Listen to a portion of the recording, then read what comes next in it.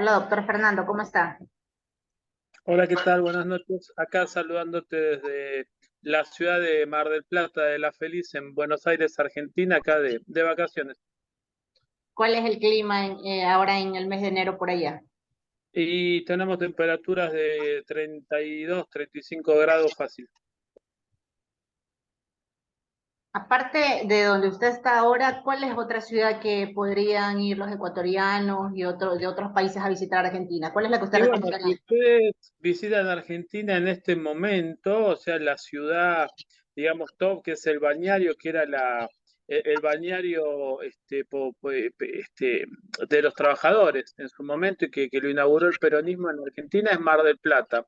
Después usted también puede visitar unos 150 kilómetros de Mar del Plata, Ostende, que fue el primer balneario de la costa, y después tiene, bueno, los clásicos, que es digamos, los más top en el ranking, que es Pinamar, Cariló, y bueno, también después tiene la ciudad de Villa Gesell, Mar Azul, Mar de las Pampas, San Bernardo, pero bueno, Mar del Plata es la feliz, como digamos, lo más conocido y el primer balneario donde iban los trabajadores.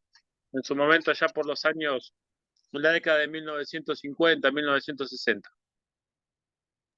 Doctor, pero si yo voy para allá, ¿cómo está el tema de la inseguridad allá en Argentina? No, el tema de inseguridad está complicado en todos lados porque hay una cuestión de que la Argentina, ya como hemos hablado en más de una oportunidad, hoy en día somos un narcoestado en un montón de cuestiones y en un montón de efectos en este tema. Entonces estamos invadidos, estamos cooptados realmente por el narco de todo tipo de cuestión, narco mexicano, narco colombiano, narco menudeo.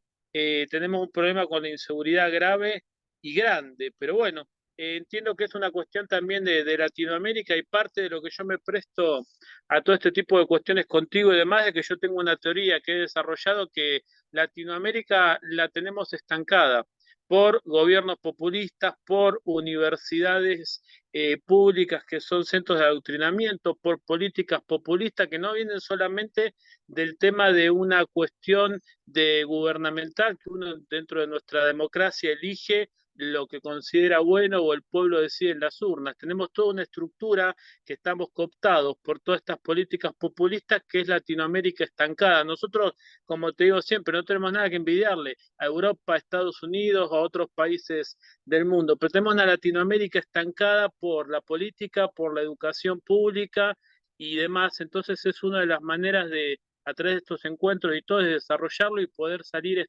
hacia adelante. Pero bueno, volviendo a lo que me has consultado, nosotros tenemos un problema de inseguridad grande y que cada día como que digamos empeora un poco más. Pero dentro de todo, en estas épocas, como hay una cuestión con el turismo y demás, han desarrollado operativos, tenemos grandes fuerzas policiales, pero bueno, una hoy en día tenemos la internet y tenemos estas redes sociales.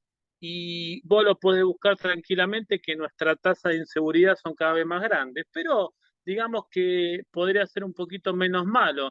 Y en esta época diseñan operativos como el Operativo Sol. Tenemos algunas figuras que son para destacar como gente que labura, así como te digo que tenemos una política populista enorme en todos los sentidos, también hay que desarrollar una figura importante que es la del ministro de Seguridad, que se llama Sergio Berni, que es un tipo que labura y hay que rescatarlo dentro de todo porque es un ministro de seguridad que el tipo vos lo ves las 24 horas del día laburando. Entonces han diseñado un operativo para lo que es la costa atlántica que estamos un poquito, digamos, menos mal, para no tirar tantas cosas que todo es negativo. Doctor Fernando, pero ¿cómo podemos de alguna manera mitigar este efecto? Es decir, es necesario que de alguna manera se vea que estas personas de otros países como Venezuela, que aquí también en Ecuador hay bastantes venezolanos y hay bastantes personas que han venido con antecedentes y han venido a delinquir. ¿Allá también en Argentina se está dando esto? ¿En qué Sí, medida? totalmente, porque digamos, Argentina tenemos una cuestión que esto lo voy a decir en términos objetivos, fronteras muy permeables, en el sentido de que no se hace un control. Si usted, vos, por ejemplo, va a Bolivia, o va a Uruguay o va a Estados Unidos, ni te cuento, le van a pedir un montón de antecedentes, hay un montón de gente que usted ni siquiera va a poder ingresar si tiene una mera falta o un mero delito leve, como tenemos nosotros, hay delitos más leves, más graves. Pero acá en Argentina entra cualquiera directamente, y no es un término peyorativo, sino que no hay ese tema de ese control que usted me pregunta. Doctor, pero ¿hay alguna entidad que regule, por ejemplo, la mendicidad infantil de estas personas que vienen de otros países o la mendicidad, las personas que están por ahí, pidiendo, entre comillas, porque la verdad es que exigen que les den algún tipo de colaboración para poder sobrevivir de alguna manera en las calles? ¿Está No, en controlado realidad eso o nadie se al preocupa de nada? respecto de eso hay como unos números de emergencia para hacer el tema del asistencialismo, pero no hay un control, digamos, migratorio fuerte, un control que marque todo este tipo de cuestiones, como por ejemplo que alguien tenga que venir y para ingresar, que tenga un puesto de trabajo o que tenga un trabajo seguro, como te digo, entra cualquiera y no hay un control al respecto de eso. Después que sí, por ejemplo, dentro de la ciudad de Buenos Aires, que es la capital de la Argentina, ahí tenés número de asistencia para si hay gente en situación de calle, porque nosotros nos hemos acostumbrado dentro de este narcoestado que tenemos a vivir en situaciones parecidas a lo que es Cuba, en el sentido de que hay mucho mendigo, mucha gente de calle, pero mucha de esa gente de calle también es gente que ha venido de otros países por su situación, que ha salido corriendo. Bueno, todos conocemos lo que es hoy en día Venezuela, todos conocemos determinados países, lo que pasa en Perú hoy en día, pero hay mucho argentino que a través del respecto de la crisis económica, gente que ha venido del interior del país por la situación de inflación y de pobreza, gente que labura, Carolina, que por ahí tiene una carrera, ha terminado ahí en esa situación de calle, porque no ha podido costear su vivienda o costear un alquiler. Tenemos una situación, imagínate que en un país como el nuestro, que ahora, bueno, salió el censo final y todo, y aparentemente somos como 46 millones, tenemos índice de pobreza de más del 50 y pico por ciento y de indigencia más grande. Entonces, imagínate, Carolina, en 46 millones, con más de lo que pueda venir de afuera y demás y todo, que tenemos más de 50 y pico de pobreza, ahí hacer la cuenta vos.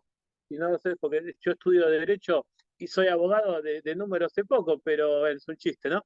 Pero y tenemos más de 20 y pico de millones de pobreza según cifras oficiales. Doctor, y se dio el mismo fenómeno que se suele dar, que ahora en diciembre son utilizados varios niños para, de alguna manera, pedir dinero en las calles.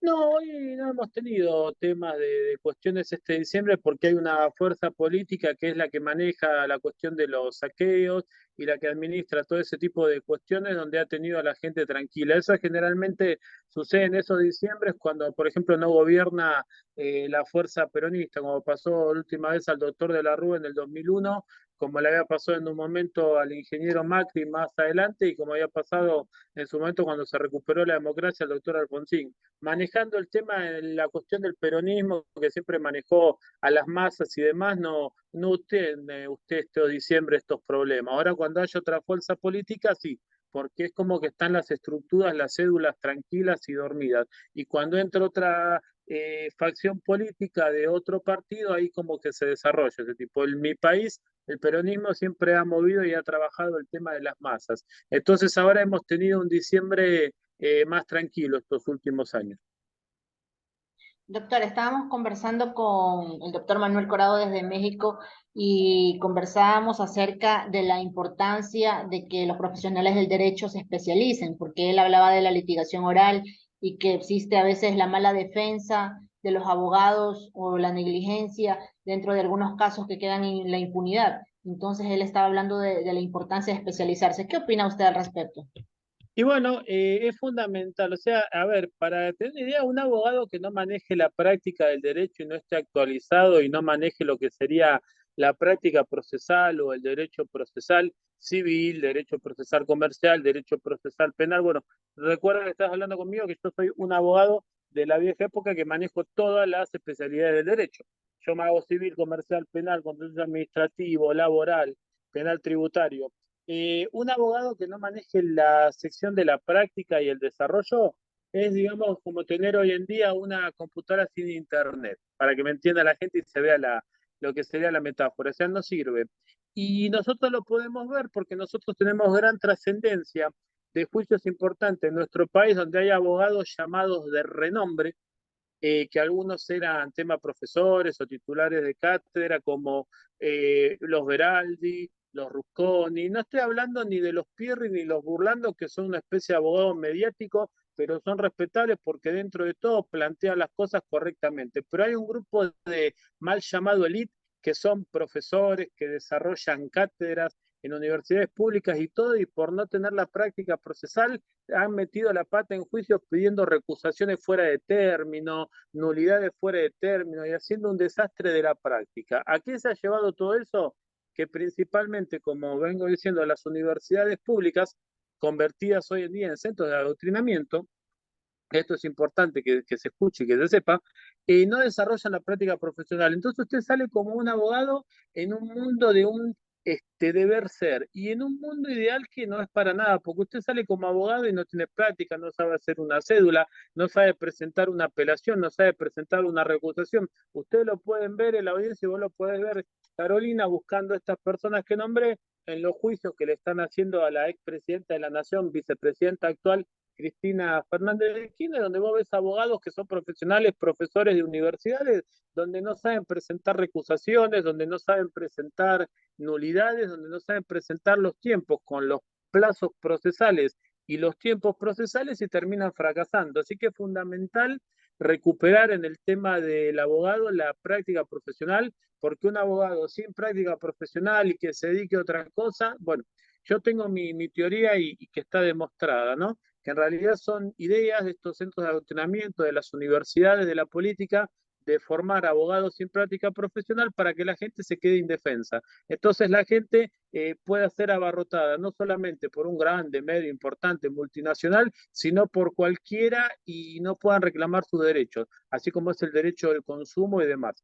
Y cuando tenga que recurrir a profesionales, no va a encontrar profesionales capacitados aptos para defender sus derechos. Entonces, en definitiva, el ciudadano de a pie pierde el tema del derecho, ya no es una cuestión de tener un abogado pago, gratuito, no, donde no se consiguen abogados que tengan práctica profesional. Están destruyendo la profesión del abogado y bueno, con fines políticos, económicos, no te olvides que en un país como la Argentina es negocio todo. La pobreza, la desinformación, la desinversión, la inflación, la inseguridad es todo un negocio. Y bueno, es un negocio también que colaboran parte de las universidades nacionales, como colaboran también esferas de la figura política y todo. Todo es un sistema orquestado en este populismo que se desarrolla para que Latinoamérica termine así. Gracias, doctor.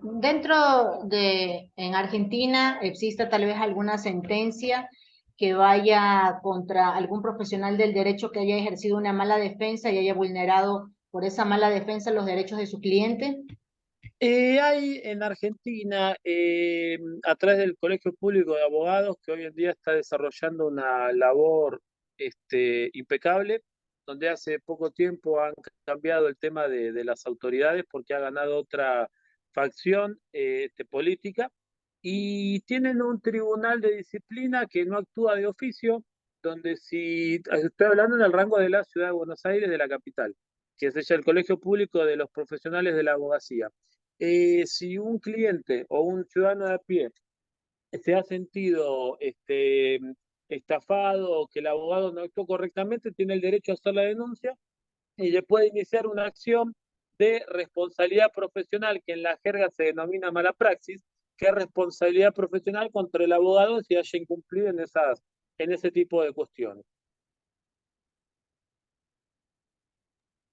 Ya, pero en el sistema de la justicia, ¿ha habido alguna sentencia condenatoria contra un profesional del derecho por una mala práctica? Ha habido algunas, por ejemplo, abogados que tuvieron un tema que perdieron los plazos. Yo no sé si usted está familiarizada con el término caducidad a distancia y prescripción, que ha perdido los plazos para iniciar una acción, entonces la persona, el ciudadano de a pie, se ha visto damnificado, perjudicado porque el abogado perdió los plazos y no le inició el reclamo. Ha habido así, pero no hay, digamos, una sentencia como que yo te diga de renombre, sino que hay sentencias así particulares donde ha habido reclamos al tema de abogados y bueno, hay algunos abogados que lo han suspendido en su labor, en su doctrina. Está, por ejemplo, el caso de un abogado boliviano acá en Argentina, Germán Núñez González, que le han excluido el tema de la matrícula. Esto fue después de la pandemia del coronavirus.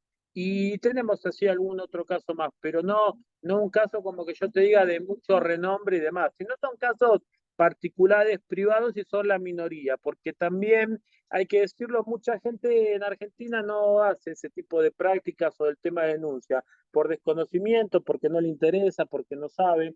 No te olvides que en un país como el mío hay un gran factor de la cuestión de desconocimiento. La gente no conoce su derecho, no sabe qué derechos tiene, no sabe qué puede ejercer, y ese desconocimiento lo lleva a que, bueno, no tenemos esa cuestión. Y después, por otro lado, también hay una protección que están haciendo muchos estudios de renombre, muchos abogados que trabajan como corresponde, que es tener un seguro de responsabilidad civil.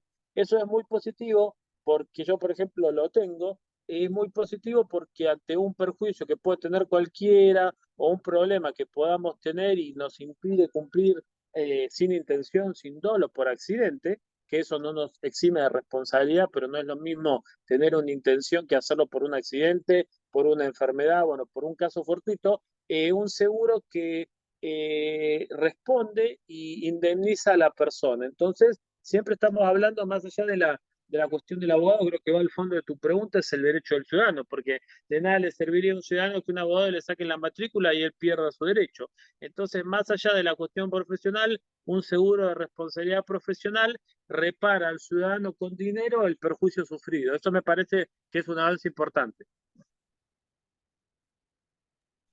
Doctor, dentro de la ciudadanía existe una desconfianza ante el sistema de justicia, pero ¿cuál es la responsabilidad de este mismo sistema de justicia cuando en muchas ciudades pequeñas existe más bien una carencia de profesionales como peritos o como instrumentos para que puedan realizar unas buenas investigaciones en cuanto a peritaje? ¿Qué es lo que ocurre al final? El proceso, las denuncias quedan en impunidad y muchas veces, como ya lo decíamos, hay desconfianza. ¿Qué opinión le merece aquello, doctor? La justicia en Argentina, no hay que generalizarlo, pero sí, la justicia en Argentina tiene una mala imagen hoy de lo que sería esta imagen pública. Los jueces tienen mala imagen como los políticos y los sindicalistas. Se ha creado una cuestión ficticia que lo ha generado estos populismos que gobiernan en Latinoamérica, como el caso de Brasil, en Chile, en Colombia, en Venezuela, en México. El presidente de México, el rey del populismo latinoamericano. Tenemos una desconfianza en el sistema de justicia porque no tenemos algunos jueces probos, que es como todo, como usted podrá ver, usted puede tener abogado malo, médico malo, taxista malo, ciudadano malo, pero bueno, no es una generalización. Pero en la Argentina hay un grupo de la mayoría son silenciosos, entonces le voy a poner un ejemplo. Había jueces en Argentina como los de al lado miraban para otro lado. Y tenían los servides y miraban para otra parte. Tenían abogados malos y miraban para otra parte. Y bueno, esa complicidad los ha arrastrado todo lo mismo. Si yo tengo un abogado malo y al lado y miro para otro lado, en el no te metas, en el no, bueno, no separar, como te enseñaban cuando uno tenía otros valores, las manzanas podridas, me arrastra a todo el mundo, porque si yo veo un abogado mal y veo un juez mal y me callo la boca y miro para otro lado, van a pensar que somos todos iguales. Entonces hay jueces muy buenos, nosotros tenemos una Corte Suprema de Justicia que es de excelencia, donde hoy en día le están haciendo un juicio político inventado de todo y donde muchos se suman y que, por ejemplo, trabajaban dentro de la Facultad de Derecho, cuando iba Carlos Rosencrantz, el expresidente de la Corte, y le decían, don Carlos, ¿cómo está? Y están los videos publicados en la página de la facultad, y hoy cualquiera habla mal de la Corte y se olvidan de esas épocas. Tenemos una Corte Suprema de excelencia, tenemos jueces de primer nivel y también sí, tenemos jueces malos del tema Carolina, pero bueno, hay un consejo de la magistratura donde está metida la cuestión política, o sea, hay mecanismos para que esto funcione. Lo que pasa es que nadie quiere ir a fondo ni sacar las manzanas podridas, no se quiere cortar la corrupción, no se quiere cortar la inseguridad, no se quiere cortar, porque este tema hay operadores en la justicia que tienen que ver con la política. Mira, para sintetizártelo, acá en Argentina todas las cuestiones que pasan tienen que ver relacionadas con el populismo y con la política actual. La política maneja la economía, te hace subir y te hace bajar el dólar, te hace el tema de la justicia. Entonces, el cambio acá es político. Cuando quieran ir a fondo y realmente aplicar los cambios que corresponden, la cosa va a cambiar. Mientras no cambie de esa manera, y no va a cambiar ni la política, ni la justicia, ni el dólar, ni la inseguridad, ni la inflación, y la Argentina va a seguir siendo, bueno, esta especie vamos camino a ser la villa miseria más grande del mundo.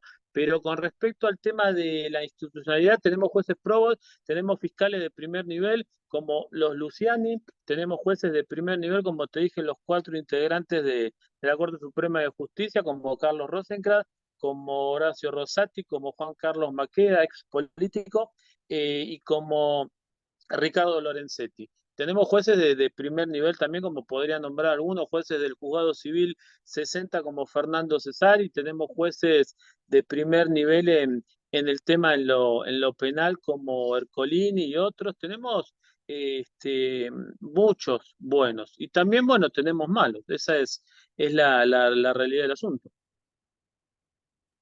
Gracias, doctor. Voy a realizarle la pregunta, pero no me va a responder todavía, sino que voy a mencionar ¿Cómo no? Stop. los auspiciantes del diplomado. La pregunta es la siguiente: ¿por cuántas vacunas van allá en Argentina y qué es lo que va a terminar sucediendo? Porque se viene una nueva ola de contagios, según dice la prensa. ¿Y qué es lo que va a ocurrir con respecto a las personas que no se han vacunado? ¿Cuál es su opinión respecto a las vacunas? Y luego de que mencione que estamos aquí en este evento, están los avales de la Federación de Colegios de Abogados de la República Bolivariana de Venezuela, el Observatorio Iberoamericano de Discapacidades, la Escuela de Derecho de la Universidad de Guayaquil, la Confederación de Barrios del Ecuador, la Cooperativa Liberté, que es una cooperativa que funciona desde la cárcel de Batán, la cárcel de máxima seguridad en Argentina, Derechos Humanos, Mediación, Criminología en Iberoamérica, la Fundación Cabildo Abierto Discachaco de Argentina, también la Asociación Civil de Discapacitados de la Costa de Argentina. Y también pueden irse sumando, doctor, otras instituciones que quieran avalar estos diplomados que son totalmente gratuitos. No te Tenemos olvides de algunos, nombrar al Instituto Nacional de Cultura Juan Manuel de Rosas, que está en el flyer. ya le cuento. Diplomado de Antropología, Filosofía e Historia del Derecho, también hay el Diplomado de Tanatología Forense, Bioética y Neurociencias, Diplomado Formador de Formadores, Capacitación Universitaria Docente, también el Diplomado Internacional en Derecho Procesal Penal, Criminología Criminalística, Victimología y Sistema Interamericano de Derechos Humanos, Diplomado Internacional en Mediación, Justicia Restaurativa, Métodos Alternos de Solución de Conflictos, Litigación Oral, Argumentación Jurídica, Oratoria, Programación Neurolingüística y Técnicas de Negociación, Diplomado en Derecho Penal, Económico, Compliance, Prevención de Blanqueo de Capitales, Fraude y Financiación Ilícita. Entonces tenemos varios ponentes que son los ponentes que nos han acompañado desde la pandemia y que ya hemos realizado congresos y eventos internacionales y que han sido totalmente gratuitos. Hoy, el día de hoy, hemos contado con el doctor Manuel Corao desde México y también estamos aquí con el doctor Fernando Mendoza desde Argentina. Doctor, entonces, con respecto a las vacunas, ¿cuántas vacunas ya van a, vacunas, entre comillas, bueno, para algunos, y cuántas van allá en Argentina? ¿Y qué es lo que va a ocurrir? ¿Qué es lo que está ocurriendo allá en su país con respecto a esto? Y con el tema de lo que fue la pandemia, el coronavirus, acá fue un desastre de todo punto de vista, hicieron cualquier cosa. A ver, vamos a poner un poco el eje y demás, porque acá tuvimos también manejado por un par de podólogos, por políticas populistas, por los Pedro Cam de la vida, que tenemos los Pedro Cam de la salud y los Pedro Cam del derecho y de la economía, y así nos ha sido desastroso lo que fue el tratamiento de la pandemia acá. Pero vamos a ponerle un poco, porque cuando uno habla de este tipo de cosas, vos podés hablar de temas jurídicos o el tema de la pandemia o el tema científico, ¿no? Hay un montón de científicos y la verdad me traen o te traen a piñón fijo, que es un payaso.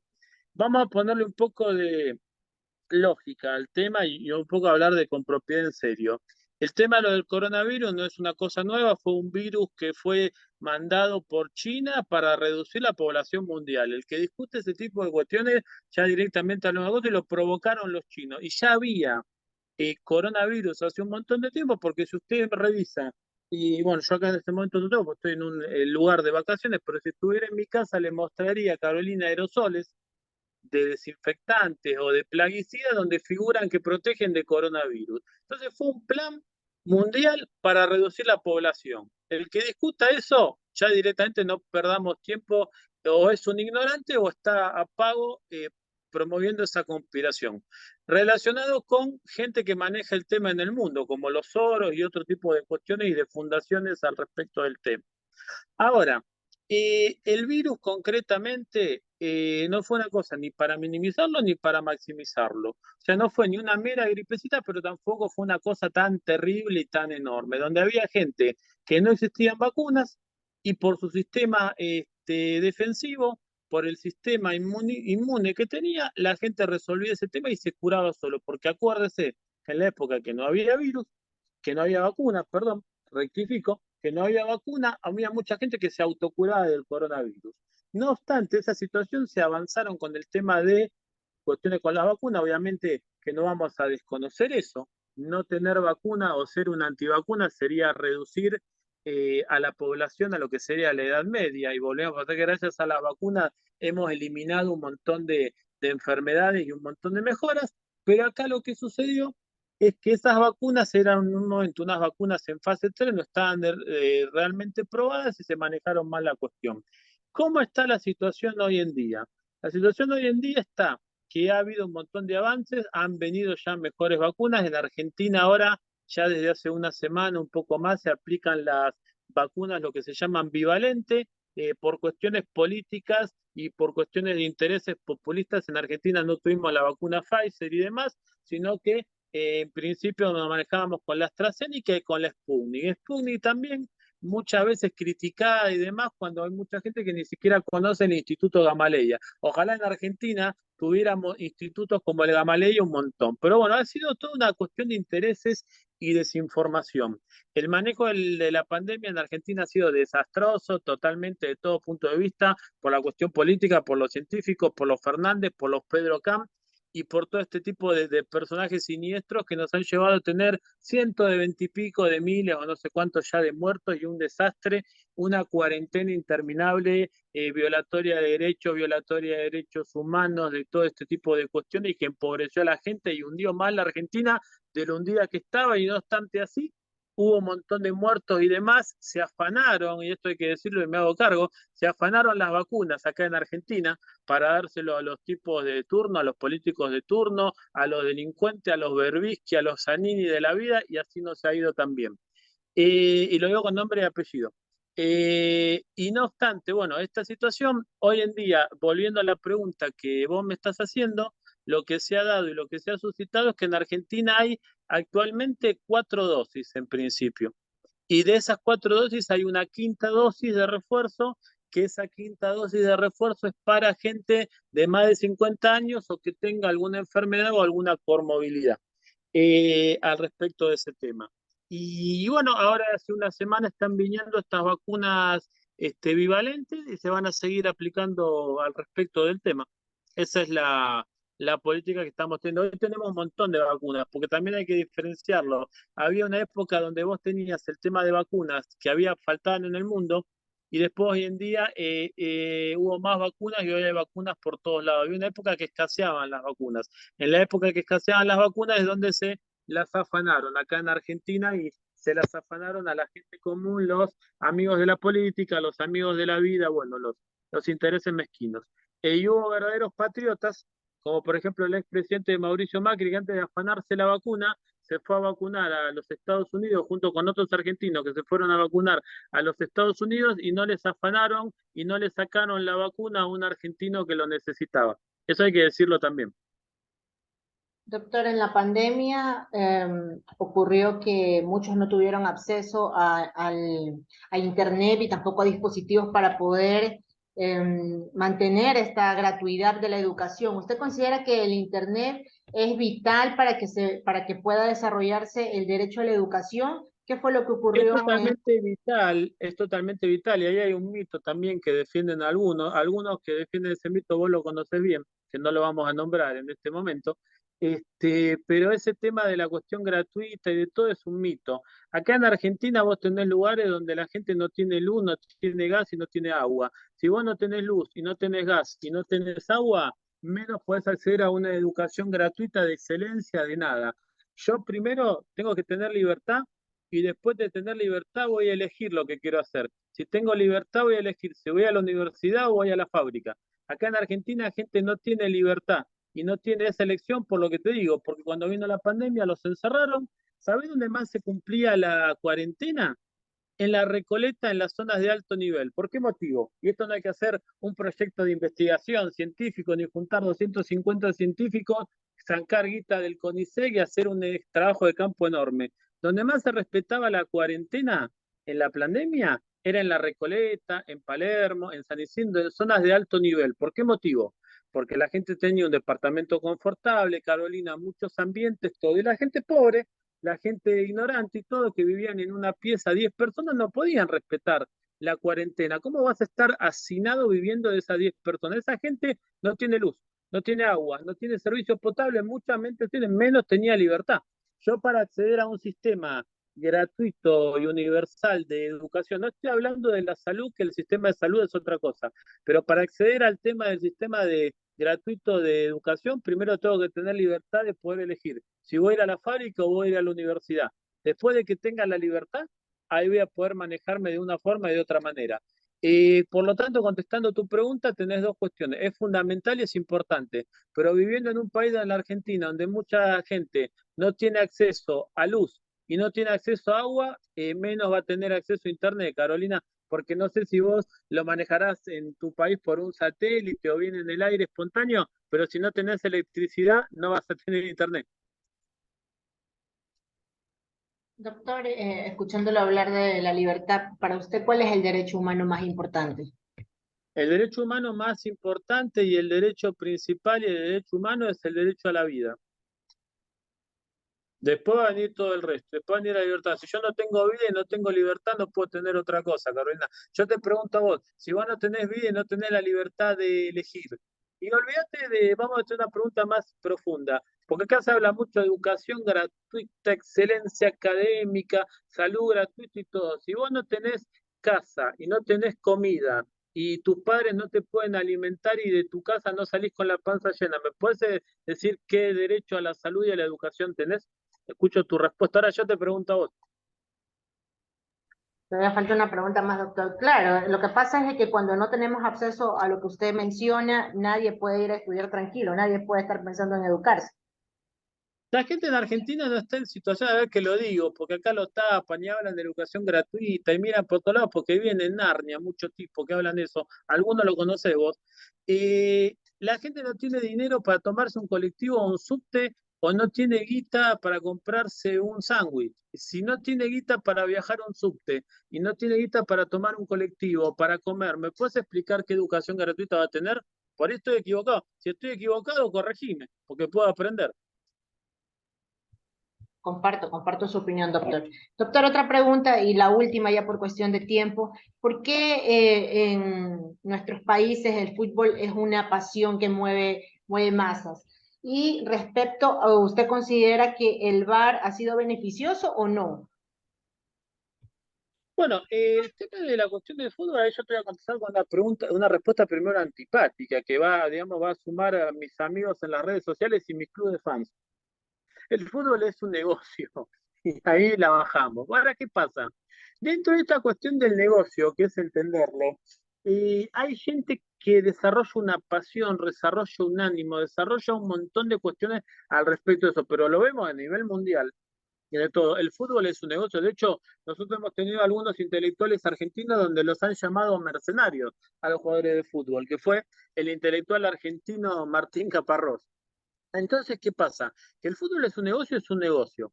Ahora desarrolla una pasión, una cuestión de multitudes, una unión con el tema de la gente. Fíjate que, por ejemplo, con el tema del fútbol, en Latinoamérica se une la gente gritando a favor de la Argentina y desarrolla una cuestión donde hay un lazo de afectividad, de amistad, como que no se ven las diferencias, que por ejemplo haya a Boca y River, o que podría haber San Lorenzo y Huracán, o como podría haber, no sé, el clásico ecuatoriano, cuál sería, pero sería Peñarol y otro equipo, sería Corinthians del Flamengo, bueno, y Acá es cuestiones, Emelec Barcelona, doctor. ML Barcelona, o podría ser Barcelona Real Madrid. Esas divisiones en el fútbol, cuando es a nivel de países y a nivel mundial, como que hay un tipo de unión. Entonces se desarrolla una cuestión de la pasión. Entonces eso es una cosa positiva dentro de esta control, lo que digo, que el fútbol termina siendo lamentablemente un negocio. Bueno, lo podemos ver de todos los puntos de vista y podemos ver la situación, no hay que olvidarse, muchos hablan del tema del mundial, los campeones de los derechos humanos acá en Argentina y en otros países del mundo se olvidaron que Qatar y otros violan todos los derechos humanos. Faltaba dentro de poco que le iban a traer a Rusia a jugar el Mundial también, olvidándose del desastre que está haciendo. Porque vivimos también, hay que decirlo, en un mundo, si no va a pensar que solamente es Argentina y Latinoamérica, vivimos en un mundo que es tramposo, que es mentiroso, que se hace trampa al solitario. Y retomando la otra pregunta que me has hecho al respecto, el fútbol une a la gente porque desarrolla una pasión, un ánimo. El ser humano por naturaleza no es malo, eso hay que decirlo también. El tema del VAR no, y destruyó lo del tema del deporte, porque terminan haciéndose a cualquier tipo de cuestión. Usted tiene un gol, le paran el partido, se lo retrasan. El tema del VAR y cómo lo han aplicado es un desastre. Fíjese que, por ejemplo, acá en la Argentina le han durado 4 goles. El tema del VAR ha destruido el tema del fútbol, la equivocación. Es como que le pongo un equivalente, Carolina. Vamos a poner el VAR a futuro, va a ser un bar donde usted va a tener un equipo y el arquero de su equipo se hizo un gol en contra y van a suspender el gol. Pierde la espontaneidad, hasta el mismo error del árbitro. El bar destruyó todo. No, no fue positivo para nada, pero bueno, es mi opinión. Yo en Totalmente de definitiva soy acuerdo, un doctor. antifútbol. Y por cuestión tiempo, muchísimas gracias. Hasta una próxima oportunidad y está invitado para otro evento, doctor. Muchísimas gracias. Por favor, a disposición para lo que necesiten y bueno, seguir promoviendo este tipo de eventos que es la única forma de sacar los centros de adoctrinamiento y sacar nuestra Latinoamérica estancada para poder brillar a donde merecemos estar. Un saludo muy grande desde la ciudad de Mar del Plata y bueno, a disposición.